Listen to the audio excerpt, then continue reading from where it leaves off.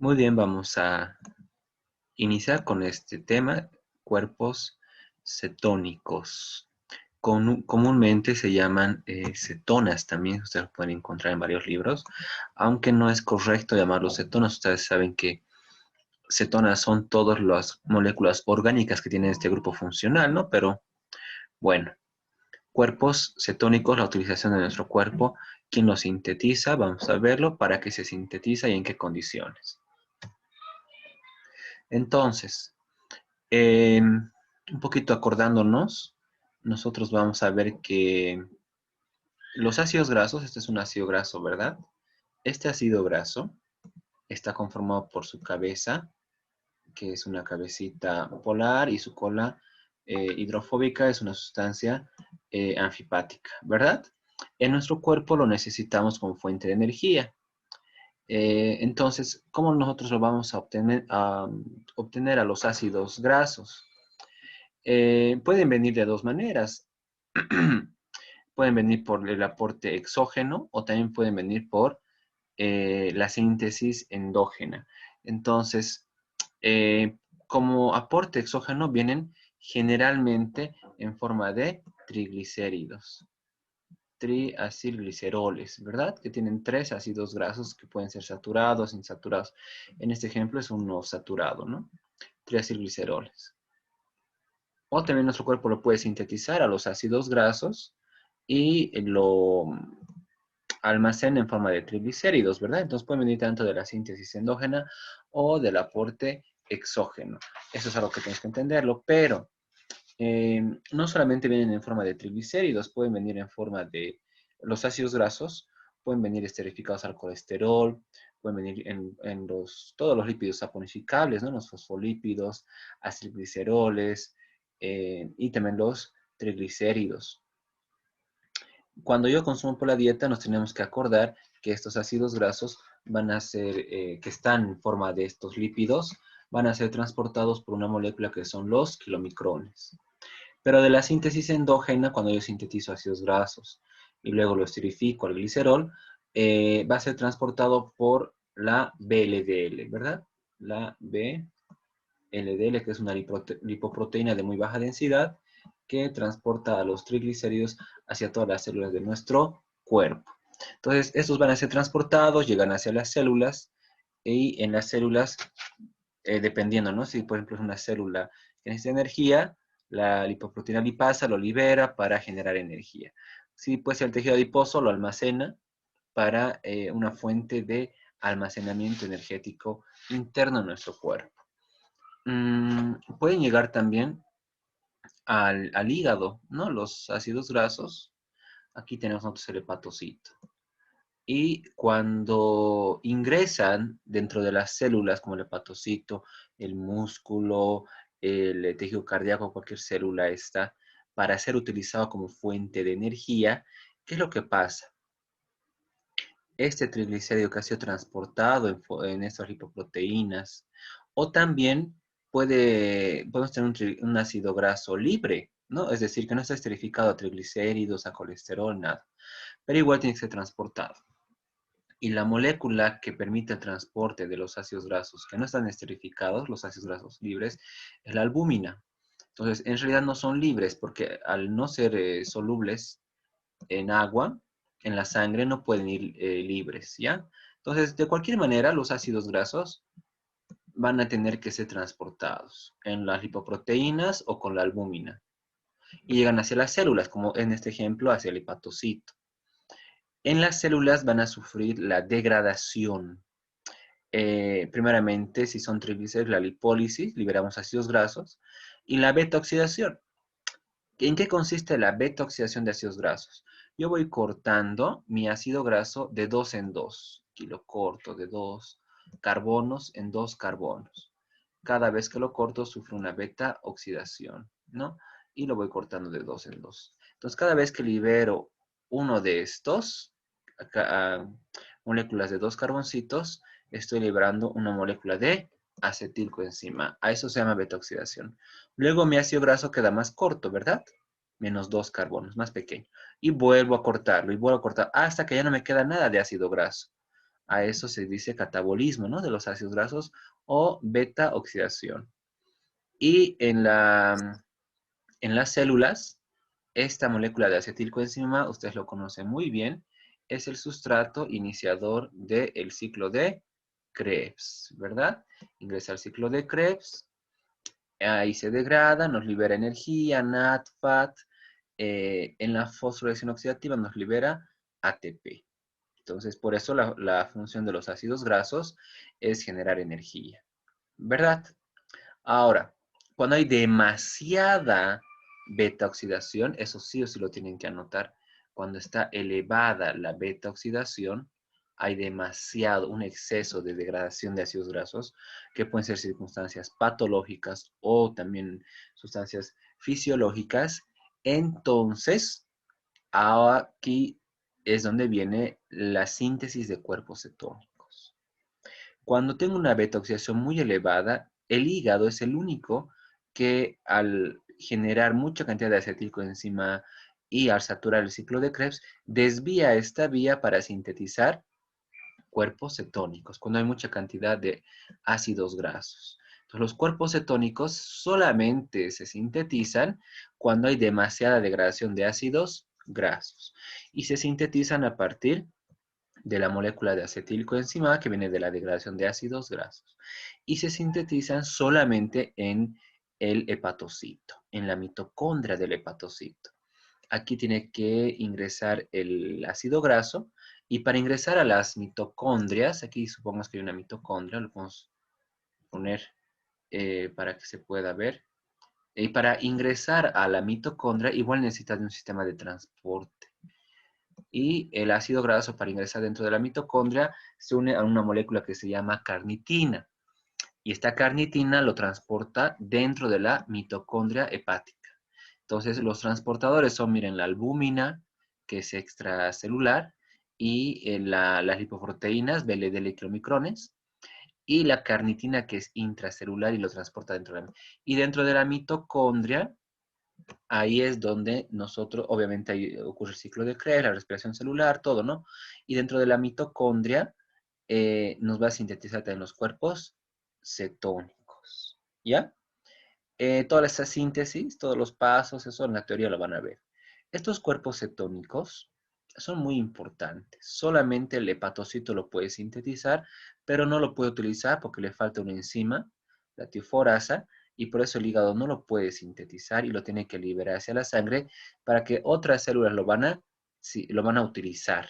Entonces, el hepatocito hace la cetogénesis, pero no hace la utilización. ¿Y qué cuerpos cetónicos hay o existen? Solamente existen 3 cuerpos cetónicos, ¿ya?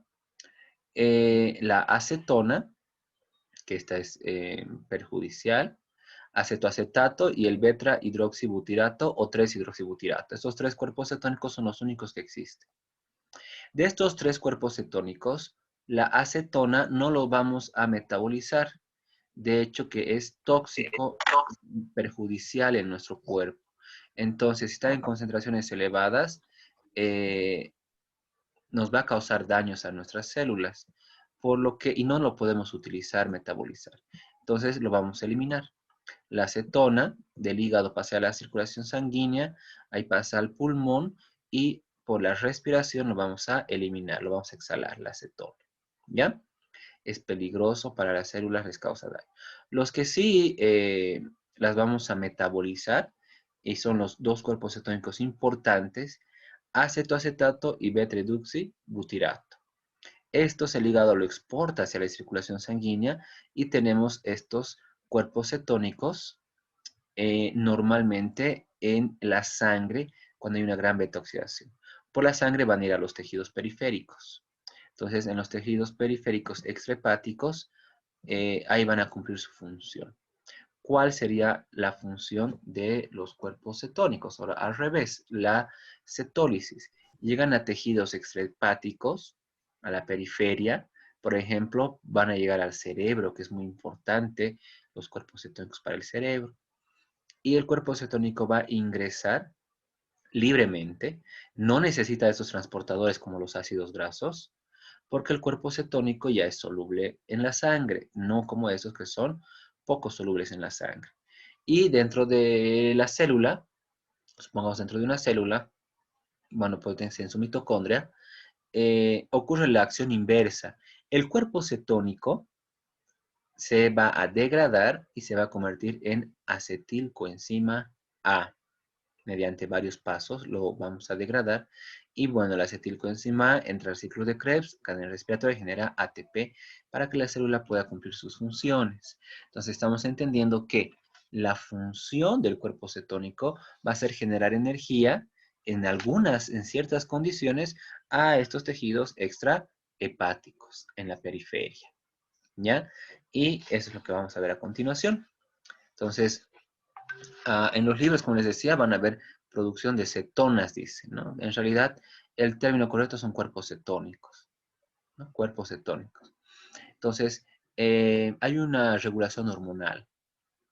El páncreas es el encargado, ¿no?, de sintetizar hormonas, insulina, glucagón, qué sé yo. Cuando yo consumo mucho alimento, por ejemplo, carbohidratos, estoy consumiendo, el páncreas sintetiza insulina, ¿verdad? Para que la glucosa ingrese a las células. Pero cuando yo estoy en un ayuno muy prolongado, no he comido, entonces el páncreas sintetiza glucagón, que el glucagón es el encargado de mantener los niveles de glucosa estables, ¿no? Elevarlos. ¿Cómo va a hacer esto el glucagón? Una de las maneras es promover la síntesis de cuerpos cetónicos, la cetogénesis. Entonces, lo que va a hacer el glucagón es que va a promover primeramente la beta-oxidación. Promueve la beta-oxidación de los ácidos grasos, los libera del tejido adiposo, los triglicéridos, y esos ácidos grasos hemos visto que van hacia la circulación sanguínea, pueden ser unidos a la albúmina, ¿no? O los triglicéridos unidos a la VLDL. Y llegan al hígado. Ahí son convertidos en cuerpos cetónicos, eso sería la cetogénesis, y el hígado los exporta hacia la circulación sanguínea. Son moléculas muy pequeñas, ¿no?, que fácilmente van a poder traspasar los vasos sanguíneos y van a llegar hacia eh, las células, hacia los tejidos extrahepáticos. Y de esa manera vemos que hay cuerpos cetónicos en la sangre que llegan hacia las células como fuente de energía. Entonces, esto ocurre generalmente en condiciones fisiológicas cuando hay una ingesta limitada de carbohidratos. Estoy en ayuno, como les decía, estoy bajando mis niveles de carbohidratos. Entonces, ¿qué quiere decir eso? Va a bajar los niveles de glucosa en la sangre. ¿Para qué no baje? Porque es peligroso y las células dependientes de glucosa, por ejemplo, el eritrocito, si se acuerdan, el cerebro, van a empezar a morir. Entonces, para que no pase esto y que la glucosa siga constante y las células no utilicen a la glucosa todas, sino que las dejen para que otras células la puedan utilizar y no haya una hipoglicemia, entonces ocurre la degradación de los triglicéridos del tejido adiposo, la lipólisis, y luego la beta-oxidación de los ácidos grasos libres, y ahí vienen estos ácidos grasos libres y se convierten en cuerpos cetónicos. Estos cuerpos cetónicos son fuente de energía para otros órganos, por ejemplo, el cerebro. Que el cerebro es muy importante y cuando está bajando la glucosa, el cerebro necesita de energía y no puede utilizar los ácidos grasos como fuente de energía. Entonces, ¿qué es lo que hace? El hígado lo convierte en cuerpo cetónico, se lo envía al cerebro. Eso es algo muy importante. Ahí también se activa la gluconeogénesis, nos acordemos que esta utiliza todo lo que puede para convertirlo en glucosa, el lactato, aminoácidos, ¿verdad? El glicerol, la gluconeogénesis. Y al mismo tiempo se activa la cetogénesis. ¿Ya? Ahora, los cuerpos cetónicos, hemos dicho acá que ya van a estar en circulación sanguínea, ¿no?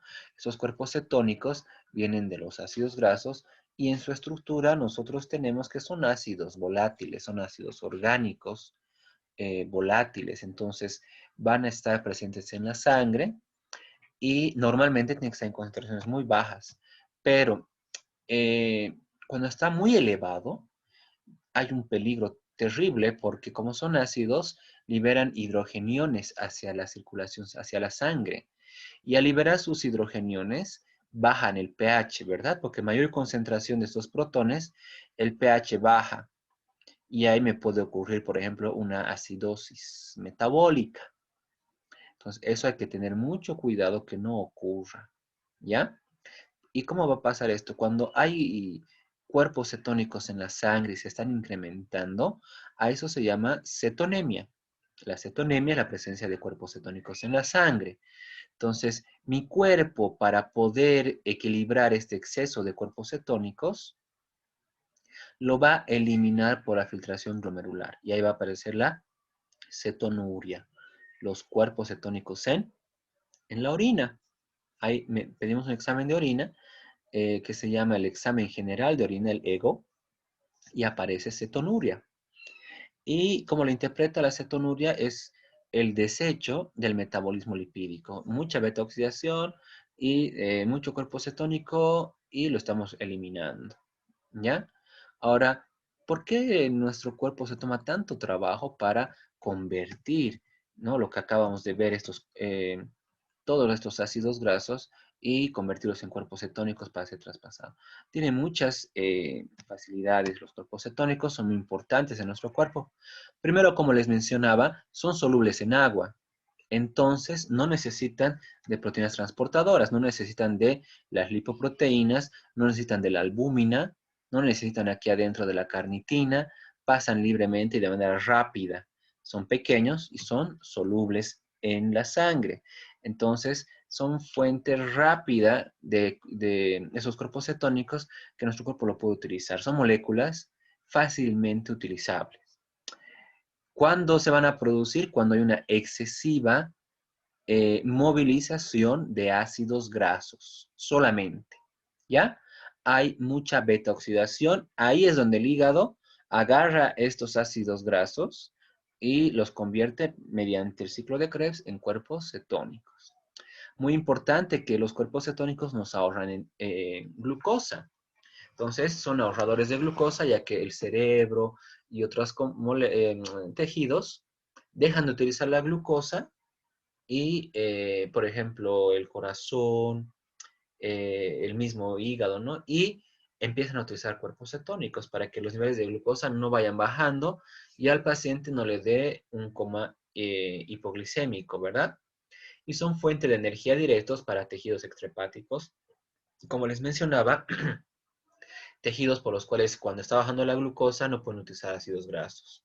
Entonces, esos son algo importante que tienen los cuerpos cetónicos en nuestro cuerpo. Muy bien. Pero también por otro lado hay que tener cuidado porque cuando están en exceso en la sangre causan complicaciones. Lo primero que vamos a tener entonces en un paciente es la cetonemia y cuando está aumentando, el paciente tiene mucho cuerpo cetónico en la sangre, ocurre la cetonuria. ¿Ya? Y estos dos cuando el paciente tiene cetonemia más cetonuria, está entrando en un estado de cetosis. La denominada cetosis significa que hay tanto cetonemia como cetonuria. Ahora, el riñón tiene entre sus funciones eliminar los productos que están en exceso en la sangre, ¿no? Entonces, el riñón en la filtración glomerular elimina sustancias químicas que no son deseables, que son perjudiciales, sustancias tóxicas, antígenos de microorganismos, medicamentos, no todo por la filtración glomerular, ya que tiene esa capacidad de filtrar la sangre y entre sus funciones también va a eliminar el exceso de cuerpos cetónicos, ¿no? Y también vamos a ayudar con procesos infecciosos. Ahora, esa es la función del riñón. Entonces, yo les decía que cetonemia más cetonuria es cetosis. Mi paciente entra en un estado de cetosis. Cetosis ahora, ¿es bueno o es malo que el paciente esté en cetosis? ¿Es patológico? Por sí solo, cetosis no es ni malo ni bueno. Como les decía, ¿qué es cetosis?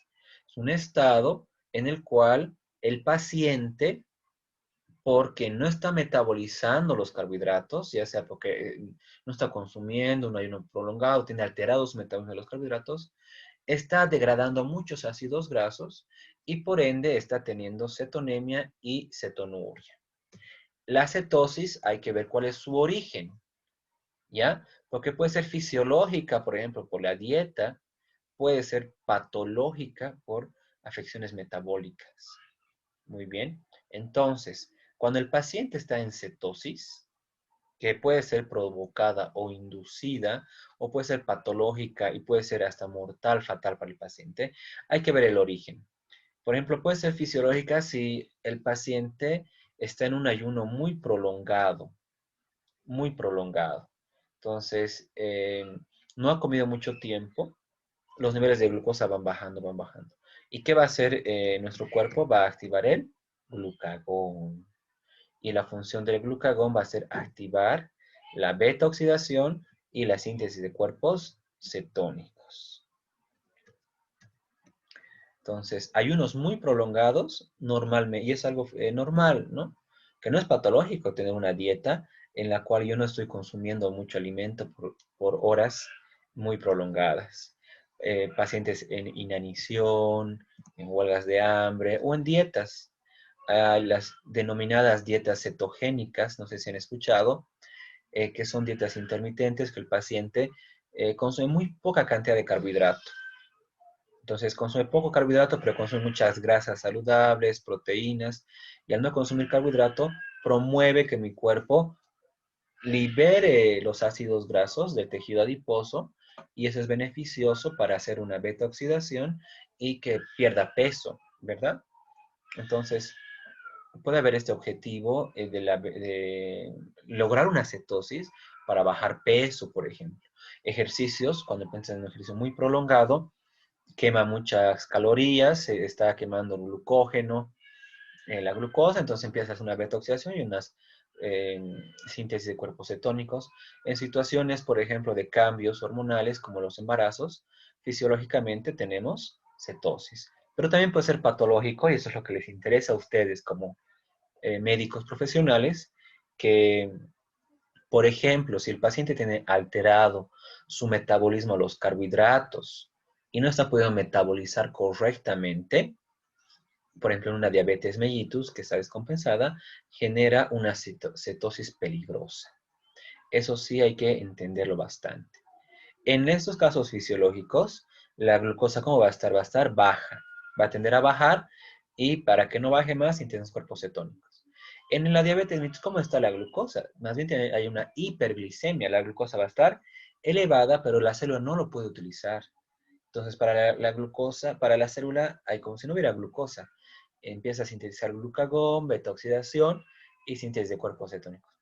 Y si es un paciente que no sabía que tenía diabetes o es un paciente descompensado, generalmente tipo 1, estos pacientes de tipo 1 generan esta cetosis, que puede ser peligrosa porque hemos dicho que al haber tantos ácidos grasos, tantos cuerpos cetónicos que liberan hidrogeniones, me causa una acidosis metabólica.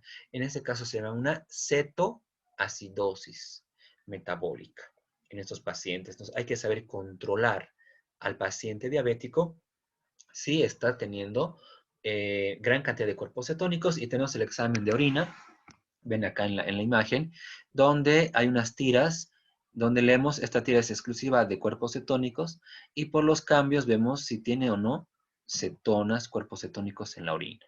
También una anorexia, en personas anoréxicas que no consumen mucho alimento y se está degradando todo, ¿no? Se activa la proteólisis, la lipólisis, la glucogenólisis, estos pacientes, y es terrible todos estos cambios que tiene el paciente, vómitos excesivos, por ejemplo, en la bulimia, pacientes que están vomitando demasiado y están eliminando, ¿no?, gran cantidad de carbohidratos. Entonces, ahí ya es un poco más patológico, ¿no? Esta cetosis que puede causar una cetoacidosis. Para eso, tú, ¿qué examen de laboratorio vas a pedir a tu paciente? Hemos dicho que el examen va a ser un examen general de orina. Y eso es lo que vamos a hablar ahora, acerca del examen general de orina. Entonces, y eso es lo que vamos a hacer en la práctica, ¿no? Cuando retornemos a la práctica. Se le pide al paciente una orina. No necesitamos que el paciente esté en ayunas, no nos interesa, nos interesa si tiene cuerpos cetónicos o no. Entonces, este examen de orina se hace a un paciente. Obviamente tiene que tener una retención urinaria de por lo menos 5 o 6 horas. Por eso la primera orina de la mañana siempre es la mejor, ¿no? Refleja el mejor estado del paciente. Y la toma de muestra que se le indica al paciente tiene que ser orina de chorro medio, que significa que la primera orina Y el primer chorro que salga, tiene que eliminarlo, ¿no? Lo elimina en el baño y el segundo lo va a colectar, el del medio. ¿Por qué es esto? Porque lo primero vamos a eliminar la contaminación que podría haber estado, ¿no? En la uretra. Entonces se le lleva al laboratorio y se le pide un examen general de orina. Te diga tu resultado, el examen general de orina tiene tres fases: la física, la química y la microscópica. Ahorita, para el tema de ahora, nos interesa la química, ¿no? Pero la fase física, ahí se toma y se anota todos los aspectos físicos: el color, el olor, el aspecto, el pH, la densidad. Es muy importante, ¿no? El color normal, que es un amarillo claro; olor normal de la orina, que es sui generis, cuando es el olor normal se dice así; el aspecto, que es límpido, cuando ya tiene un aspecto opalescente, turbio, ya estoy sospechando que va a ser una orina que va a estar con alguna patología, ¿no? El pH de la orina, que generalmente es ácido, ¿no? Entre 5 6. Y la densidad, que puede variar de acuerdo a si el paciente toma mucha agua o no toma mucha agua. Entre 1030 sería lo normal. Luego se anota lo químico. Para el examen químico tenemos unas tiras reactivas con sus taquitos que se ponen a la orina y se van leyendo. Y se va anotando, ¿no? De acuerdo a los cambios de color, como vemos acá. Y se anota si hay presencia de hemoglobina, es decir, va a haber sangre en la orina; si hay leucocitos, nos puede indicar una infección bacteriana; si hay cuerpos cetónicos, nos va a indicar esta cetonuria, si el paciente es diabético; o ahí hay que saber diferenciar, ¿no? Puede ser que el paciente esté en un ayuno muy prolongado. Hay que ver al paciente por qué está teniendo cuerpos cetónicos en la orina. Bilirrubinas, puede haber glucosa, glucosuria, proteínas, nitritos, urobilinógeno. Ninguno de estos es normal que debería haber en la orina. No deben estar presentes en la orina. Solamente el urobilinógeno, que le da el color característico, debería estar presente. Todos los demás deberían reportar como negativos. La presencia de alguno de estos nos indica que algo está fallando, ¿no? En el riñón. O nos está indicando, reflejando a otra falla en nuestro cuerpo, por ejemplo, una infección bacteriana. En el microscópico, que igual lo vamos a hacer, una gotita de la orina centrifugada la vamos a llevar al microscopio y vamos a ver todo lo que hay en la orina. Ahí se puede detectar bacterias, si están ahí los cocos, los bacilos; hongos como la cándida; células, como por ejemplo células epiteliales, glóbulos blancos, glóbulos rojos, cristales, cilindros, y todo se anota. Ese es el examen general de orina, pero lo que nos vamos a enfocar nosotros es a la presencia de cuerpos cetónicos. Cuando en el examen general de orina te sale cetonuria, tiene que identificarte el grado de cetonuria, y eso se mide por cruces. Cetonuria, una cruz, o dos cruces, o tres cruces, o hasta cuatro cruces. Por ejemplo, te dice, tiene cetonuria, una cruz, así te lo va a poner, ¿no? Significa que recién está apareciendo. Bueno, lo primero que te va a aparecer es cetonuria negativo. Significa que no hay cuerpos cetónicos en orina. Después cetonuria, una cruz. Ah, significa que está iniciando el proceso por el cual se está eliminando los cuerpos cetónicos.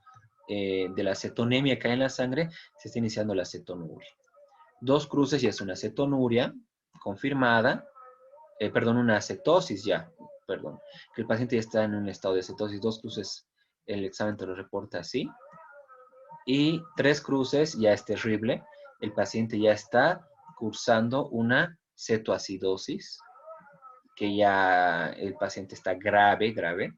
Y cuatro cruces ya está una cetoacidosis descompensada, ¿no? Y si es diabético, seguramente el paciente está grave, ya está por morirse. Tenemos que controlar, y al paciente se le tiene que dar tratamiento inmediato. Por ejemplo, si es un paciente diabético, hay que verle, ¿no?, los niveles de insulina, cómo está su glucosa, darle sus medicamentos, la metformina, ¿no? Qué sé yo. Si el paciente es una paciente anoréxico o está con muchos vómitos, dale pues medicamentos para esto, consultar psicólogo, vía intravenosa, directamente administrarle, ¿no?, suerito, para revertir. Y se controla cada rato y va disminuyendo, ¿no? 3 cruces, 2 cruces, hasta llegar a 0, que sería lo ideal, ¿no? Entonces, esta cetonuria es muy importante entenderla, que los cuerpos cetónicos son importantes en nuestro cuerpo porque cumplen funciones benéficas, especialmente para el cerebro, pero en exceso son peligrosos porque también al liberar sus hidrogeniones me generan una cetoacidosis. Baja el pH, las reacciones químicas no se dan de manera correcta, la hemoglobina no transporta oxígeno y el paciente puede llegar a fallecer. Por eso es bueno controlar los niveles de glucosa en la sangre. Muy bien, eso sería el tema de ahora. Es un tema, ¿no? Corto, pienso que es un tema entendible.